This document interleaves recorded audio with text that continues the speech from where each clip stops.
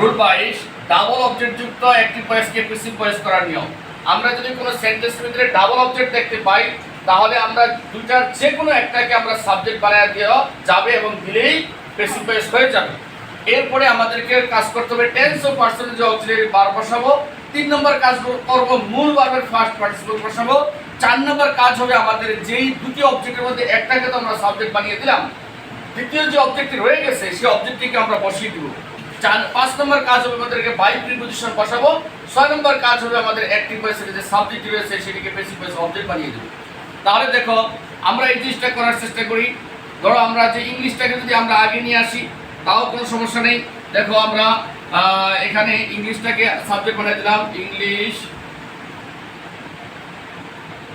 English যেহেতু third person তার সাথে এটা যেহেতু প্রেজেন্ট টেন্সের জন্য ইউজ করবে ইংলিশ ইজ। এরপরে মূল ভার্বের ফার্স্ট পার্টিসিপল ফর্ম টিচ এর মূল ভার্ব কি টট TAUGHT টট।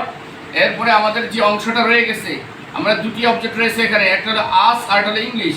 ইংলিশটাকে যেহেতু সাবজেক্ট বানিয়ে দিলাম তাহলে আস রয়ে গেছে, আস এখানে বসিয়ে দিব। এরপরে ভাই প্রিপজিশন বসাবো। অ্যাক্টিভ ভয়েসের সাবজেক্ট কি আছে এখানে বলেন দ্য হেডমাস্টার। তাহলে দ্য হেডমাস্টার বসিয়ে দিব। তাহলে আমাদের এইভাবে করে আমাদেরকে তোমার কি করতে হবে ডাবল অবজেক্টের অ্যাক্টিভ ভয়েসকে প্যাসিভ ভয়েস করতে হবে। আশা করি সবাই বুঝতে পেরেছো। Thank you.